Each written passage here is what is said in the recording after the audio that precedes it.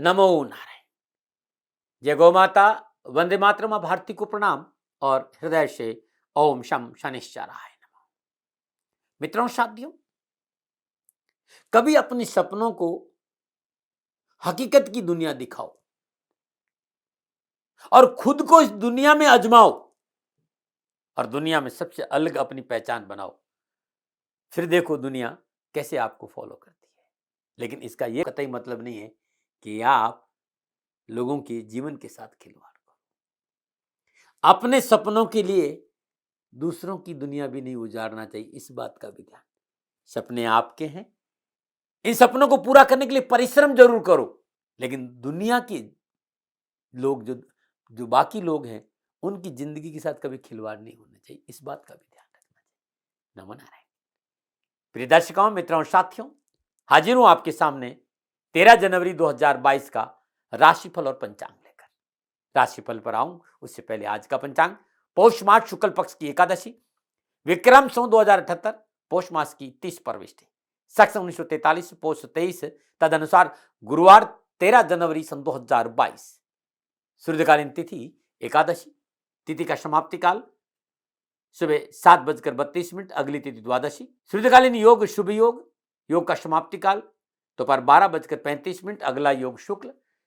सूर्यकालीन करण विष्टिकरण, करण का समाप्ति काल शाम 7:32, अगला करण बहु। सूर्यकालीन नक्षत्र कृतिका नक्षत्र, नक्षत्र स्वामी सूर्य, समाप्ति काल शाम 5:07, अगला नक्षत्र रोहिणी, नक्षत्र स्वामी चंद्रमा। नहीं, आज जो चंद्रमा है वो वृषभ राशि में, और चंद्रमा आज सूर्य और चंद्र के नक्षत्रों में संचरण करेगा। प्रातःकालीन लगन धनु लगन, लगन में सूर्य और शुक्र, चंद्रमा और राहु वृषभ राशि, मंगल और केतु वृश्चिक राशि, बुध शनि मकर राशि, बृहस्पति कुंभ राशि। यह है ग्रहों का संचरण, और इस आधार पर मैंने आज का आपका राशिफल लिखा है। आज का अभिजीत मुहूर्त दोपहर 12:09 से लेकर दोपहर 12:51, अवधि 42 मिनट। आज के दिन कोई भी शुभ कार्य करने के सबसे उत्तम मुहूर्त है ये 42 मिनट। नमो नारायण। और बात करते हैं आज की चौगड़िया की। लाभ का चौगड़िया है दोपहर 12:30 से लेकर 1:49। अमृत का चौगड़िया है दोपहर 1:49 से लेकर 3:07 तक। शुभ का चौगड़िया शाम 4:26 से लेकर शाम 5:45। आज का राहु काल दोपहर 1:30 बजे लेकर 3 बजे तक। और राहु काल के दौरान शुभ कार्य करना, सौदा करना, पूंजी निवेश करना अनुकूल और उचित माना नहीं गया। सलाह मेरी मर्जी आपकी है। दक्षिण दिशा की यात्रा शुभ मानी गई है, लेकिन आज यात्रा पे जाने से पूर्व साबुत जीरा चबाते हुए यात्रा पर निकलेंगे तो यात्रा में कष्ट कम आएगा। नमो नारायण। मित्रों, साथियों, समय साधन और परिस्थितियों में बहुत बदलाव हो गया।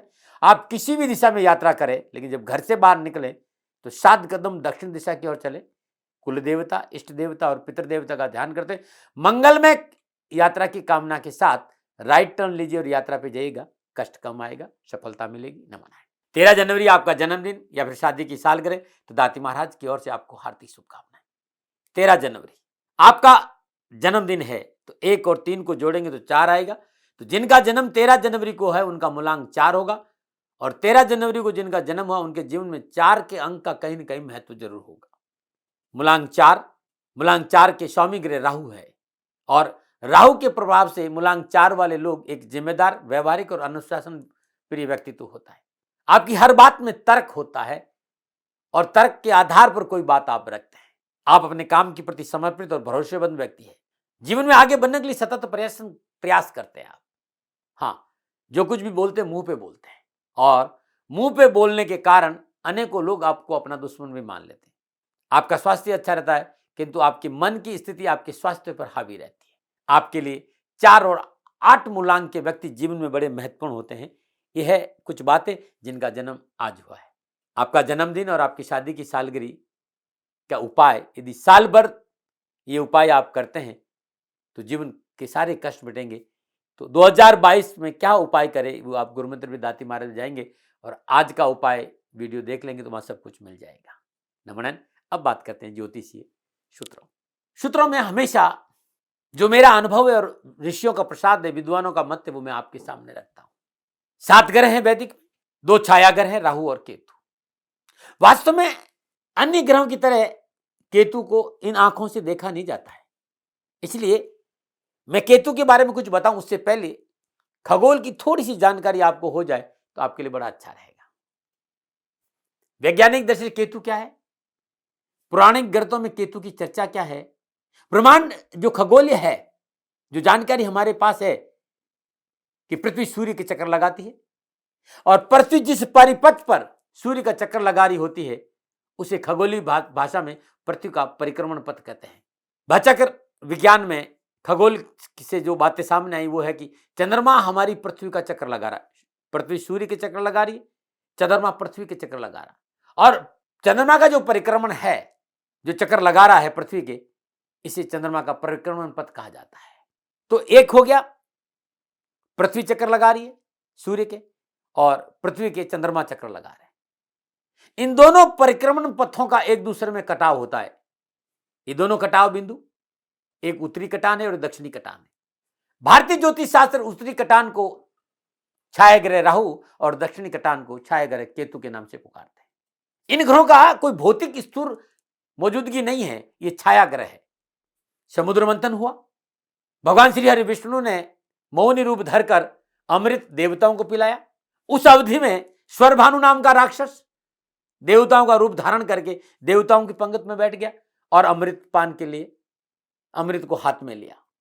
जो ही उसने अमृत को मुंह में लेना चाहा, सूर्य और चंद्रमा ने श्री हरि विष्णु को संकेत दिया कि ये स्वरभानु है, ये राक्षस है और भगवान श्री हरि विष्णु ने सुदर्शन चक्र से स्वरभानु का सिर अलग करके धड़ को अलग कर दिया। लेकिन अमृत पान मुंह में चला गया था, जहां अमृत पहुंचा वो अमर हिस्सा हो गया। तो सिर और धड़ दोनों अलग रहे, लेकिन क्योंकि अमृत ने छू लिया था तो दोनों अमर हो गए और दोनों ही छाया ग्रह बन गए। और इसलिए यह बात हमेशा है कि सूर्य और चंद्रमा को राहु और केतु पीड़ित करते हैं। उसका कारण यह है कि हमारी जो पौराणिक कथा वो ये कहती है कि भाई ये बदला ले रहे कि इन्होंने ही बताया था कि ये स्वरभानु है। ये एक कहानी है वैदिक और जो मैंने खगोल की घटना बताई। तो सूर्य और चंद्रमा हमेशा राहु और केतु से पीड़ित होते हैं। बहुत कुछ बताऊंगा धीरे धीरे, लेकिन आज इतना ही। अब बात करते हैं आपके राशिफल की। और ये जो राशिफल है वो आपके नाम राशि, आपकी चंद्र राशि पर आधारित है। राशि बुजुर्गों के लिए भी है, बच्चों के लिए भी है, महिलाओं के लिए भी और पुरुषों के लिए भी है। सबसे पहले बात मेष राशि करूंगा। मेष राशि वालों के लिए चंद्रमा दूसरे भाव में है और चंद्रमा आज कृतिका और रोहिणी नक्षत्र में संचरण कर रहा है। नक्षत्र गणना मेष राशि वालों के लिए सामान्य परिस्थितियों को रहने का संकेत दे रही। कामकाज ठीक रहेगा, नौकरी में सफलता मिलेगी, परिवार और कुटुंब का साथ मिलेगा, सभा और सोसाइटी में जाने का अवसर मिलेगा, सामाजिक वर्चस्व अच्छा रहेगा, धन प्राप्ति के अवसर मिलेंगे और आर्थिक अवरोधों को दूर करने में आप सफल होंगे। आज स्वयं के परिश्रम और मित्रों के सहयोग से कार्य में सफलता मिलेगी। लेकिन फिर भी मैं कहूंगा कि पारिवारिक रिश्तों को थोड़ा सा महत्व देना आवश्यक होगा। आप विद्यार्थी हैं, शिक्षा में सफलता के लिए अपनी कार्य क्षमता को बढ़ाने की आवश्यकता महसूस होगी। शिक्षा में सफलता चाहते थोड़ी सी मेहनत करिए, थोड़ा सा परिश्रम करिए, अवश्य आपको सफलता मिलेगी। क्या करें? दायरों का उल्लंघन नहीं करें, दायरों में रहकर कार्य करें। क्या ना करें? अनावश्यक लोगों से संबंध नहीं बनाए। शुभ अंक 7 है, शुभ रंग लाल है, भाग्य आपके पक्ष में आज 65% लाभ का संकेत दे रहा है। मेष राशि वालों, आज प्रातःकाल नित्य कर्म स्नान उपरांत आज हनुमान जी का सिंदूर और चमेली के तेल से अभिषेक करेंगे तो आपका जीवन खुशियों से भरा रहेगा। नमन बात करते हैं वृषभ राशि की। वृषभ राशि चंद्रमा लगन भाव से संचरण कर रहा है और आज चंद्रमा लगन भाव में कृतिका और रोहिणी नक्षत्र संचरण कर रहा है, तो समय अनुकूल है, गोचर लाभदायक है, सफलता से भरा हुआ है। कार्य में सफलता मिलेगी, मनोवांछिक सफलता की प्राप्ति के साथ साथ आज मनोबल अच्छा रहेगा, आत्मविश्वास बढ़ेगा, पारिवारिक जीवन खुशियों से भरा रहेगा, जीवन साथी के साथ समन्वय अच्छा रहेगा और जीवन साथी का पूर्ण सहयोग भी प्राप्त होगा। साहसिक कार्य में सफलता मिलेगी, नए व्यवसाय के अनुबंध लाभप्रद साबित होंगे, गृहस्थ जीवन सुखद रहेगा और पास पड़ोस से संबंध भी शुद्ध रहेंगे, धन की प्राप्ति होगी। विद्यार्थियों के लिए आज शिक्षा के क्षेत्र में अच्छा प्रदर्शन करने का अवसर प्राप्त होगा और वे विद्यार्थी जो बाहर जाना चाहते हैं, अपने जन्म स्थान से दूर रहकर पढ़ना चाहते हैं, उनके लिए भी विशेष लाभ के संकेत नजर आ रहे हैं। क्या करें?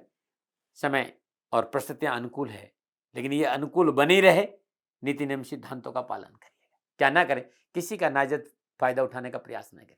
शुभ अंक 6 है, शुभ रंग गुलाबी है, भाग्य आपके पक्ष में 65% से ऊपर लगभग 70% लाभ का संकेत दे रहा है।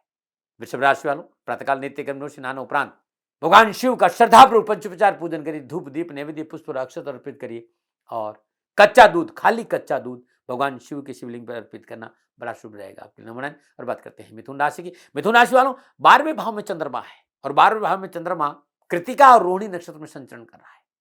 सितारों की चाल इस बात का संकेत दे रही है कि आज भय, भ्रम और भ्रांति से अपने आप को दूर रखना बहुत जरूरी। पारदर्शिता रहनी चाहिए, अपने आप को क्लियर रखना बहुत जरूरी है, शंकाएं नहीं रखनी। और कार्य पथ पर अपनों का साथ लेकर आगे नहीं बढ़े तो परेशानियां थोड़ी सी है। कार्य व्यवसाय में रुकावट है, तथाकथित मित्र मंडली धोखा दे सकती है, खर्चा बढ़ सकता है। परिवार में संतान संबंधी समस्या पर ध्यान देना बहुत जरूरी होगा। और लंबी यात्रा, कारोबारी यात्रा हानि का संकेत दे रही है, सावधानी से काम करें। विद्यार्थियों के लिए ग्रह गोचर सावधानी का संकेत दे रहे हैं, परेशानी की संभावना है। क्या है करें?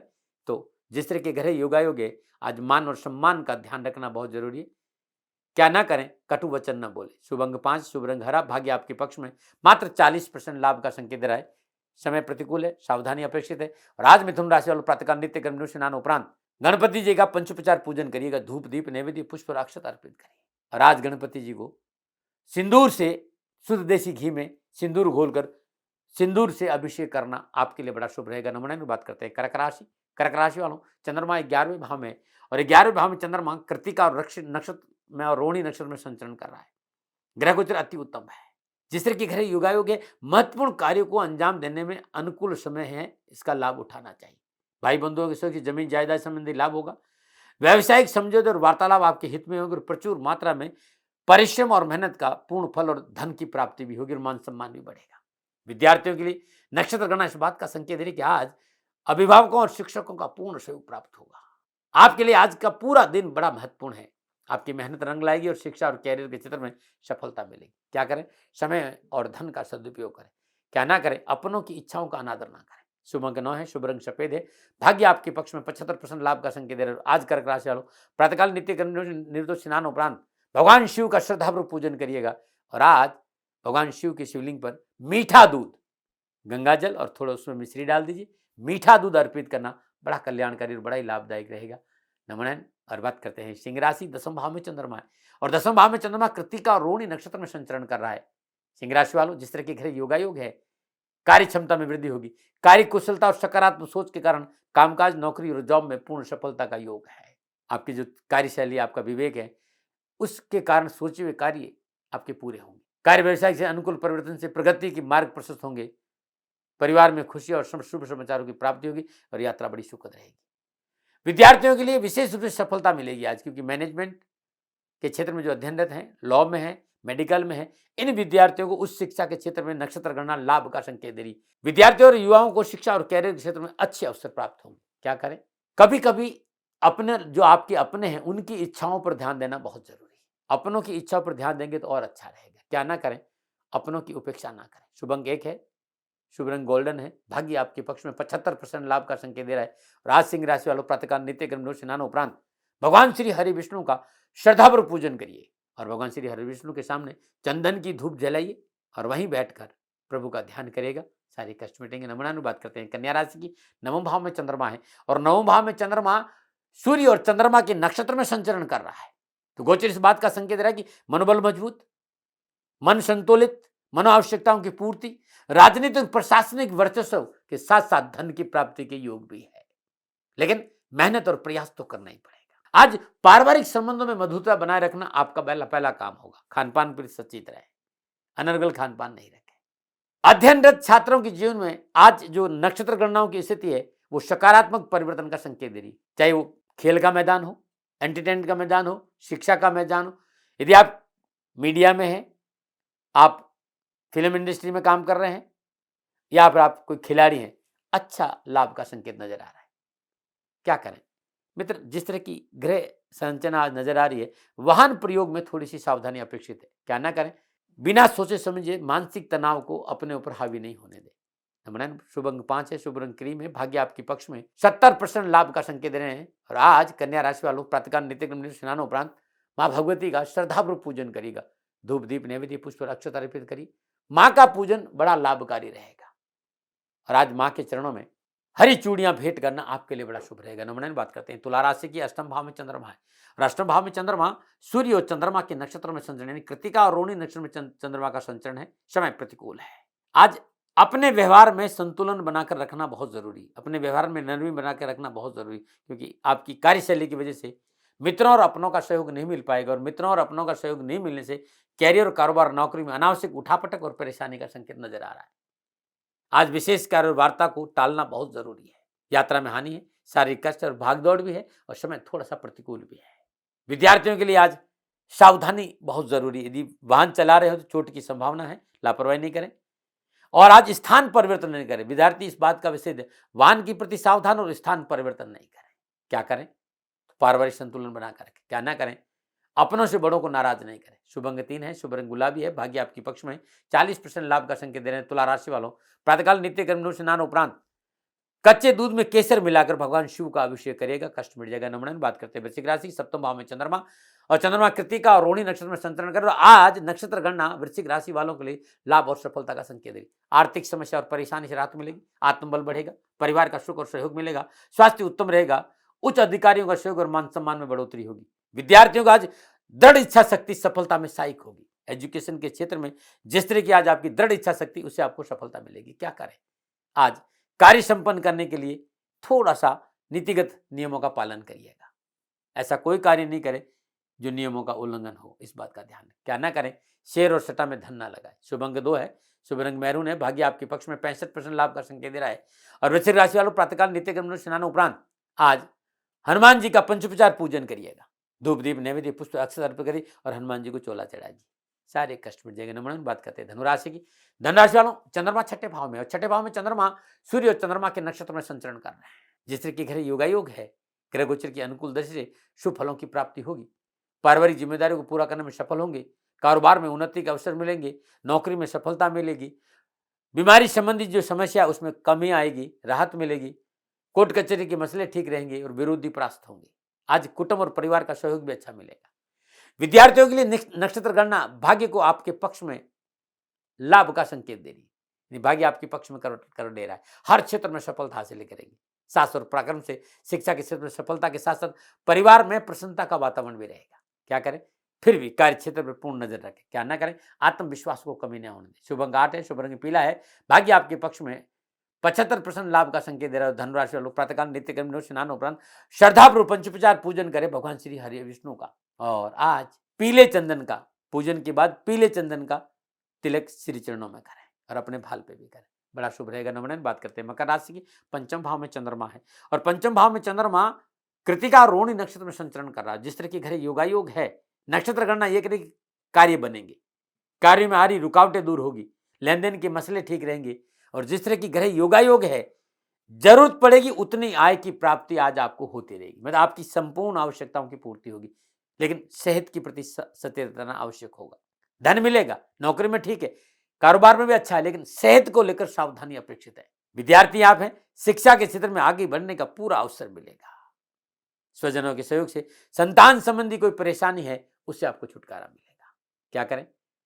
अपनों की जरूरतों पर थोड़ा सा ध्यान दीजिए। क्या ना करें? वाणी और व्यवहार से कष्ट न पहुंचाए किसी को भी। शुभ अंक 4, शुभ रंग ग्रे, भाग्य आपके पक्ष में। 60% लाभ का संकेत दे रहा है। आज मकर राशि लोग प्रातःकाल नित्य कर्म स्नान उपरांत श्रद्धापूर्वक भगवान शनि का ध्यान करते हुए पीपल की वृक्ष में जल अर्पित करिएगा और वहीं बैठकर भगवान श्री हरि विष्णु का पंचोपचार पूजन करिएगा पीपल की वृक्ष में, सारे कष्ट मिटेंगे। नमन बात करते हैं कुंभ राशि की। चतुर्थ भाव में चंद्रमा है और चौथे भाव में चंद्रमा कृतिका और रोहिणी नक्षत्र में संचरण कर रहा है। समय अनुकूल नहीं भाई, सावधानी अपेक्षित है। आज घर का वातावरण कलहपूर्ण नहीं हो, सारे प्रयास आपको करने पड़ेंगे, क्योंकि आज घर में कलह की संभावना है, परिवार में उठापटक है और सरकारी अफसरों से नाराजगी आज नुकसान का कारण बन सकती है। इस बात पर भी ध्यान देना पड़ेगा। धन का अपव्यय है, परिवार में तनाव है, यात्रा में हानि और स्वास्थ्य प्रतिकूल है और आज माता का स्वास्थ्य भी प्रभावित हो सकता है, लापरवाही नहीं करें। विद्यार्थियों के लिए शिक्षा के क्षेत्र में प्रतिकूल परिणामों का संकेत नजर आ रहा है। थोड़ी सी मेहनत करें और परिश्रम करें। आज विद्यार्थियों को अपने स्वास्थ्य को लेकर भी ध्यान रखना पड़ेगा। क्या करें? अपने जीवन में अनुकूलता बनाए रखने के लिए शांत और सहज भाव से निर्णय लीजिए। क्या ना करें? सरकारी कार्य में व्यवधान उत्पन्न न करें। शुभ अंक 2 है, शुभ रंग पर्पल है, भाग्य मात्र आपके पक्ष में। 30% लाभ का संकेत दे रहा है। सावधानी अपेक्षित है, नुकसान की संभावना है, छोटा सा उपाय जरूर कर देना। प्रातःकाल नित्य कर्म स्नान उपरांत श्रद्धापूर्वक पंचोपचार पूजन अपने इष्ट का करें और पीपल के वृक्ष में शुद्ध देसी घी का दीपक प्रज्वलित करें। रुई की बाती होनी चाहिए, सारे कष्ट मिटेंगे। नंबर 9 बात करते हैं। मीन राशि तीसरे भाव में चंद्रमा है और तीसरे भाव में चंद्रमा कृतिका और रोहिणी नक्षत्र में संचरण कर रहा है। समय उत्तम है। मित्रों और प्रियजनों से मिलने का अवसर प्राप्त होगा। सुख के साधन बढ़ेंगे। मनोआवश्यकता की पूर्ति के साथ साथ अपनों के साथ घूमने फिरने और मनोविनोद के अवसर भी प्राप्त होंगे। आपकी युक्ति और इच्छा शक्ति से सारे रुके हुए काम बनेंगे और विशेष कार्य में सिद्धि भी मिलेगी। विद्यार्थियों के लिए नक्षत्र गणना पढ़ाई के क्षेत्र में पूर्ण लाभ और सफलता का संकेत दे रही है। क्या करें? शुभ और मांगलिक कार्य संपन्न करने के लिए बहुत जरूरी है अपनों को साथ रखें। क्या ना करें? कार्य में कोई लापरवाही नहीं करें। शुभ अंक 1, शुभ रंग हरा। भाग्य आपके पक्ष में 80% लाभ का संकेत दे रहा है। आज मीन राशि वालों प्रातःकाल नित्य कर्म स्नान उपरांत भगवान श्री हरि विष्णु का पंचप्रचार पूजन करें। धूप दीप नैवेद्य पुष्प और अक्षत अर्पित करें और प्रभु श्री हरि के चरणों में तुलसी मंजरी अर्पित करते हैं तो सारे कष्ट आपके दूर होंगे। न मना रहे। ये था 12 के 12 राशियों का राशिफल जो नक्षत्रों की गणनाओं के आधार पर था और नक्षत्र गणनाओं के आधार पर जो मेरा आंकलन था वो मैंने आपके सामने रखा। मेरा कोई दबाव नहीं मित्रों कि मेरी बात को आप माने, ये आपकी मर्जी है। सेकंड ओपिनियन का अधिकार आपका था और आप ही का रहेगा। अब मैं आपके सवालों को जवाब दूंगा। जो आप कमेंट में सवाल भेजते हैं ये उनका जवाब है।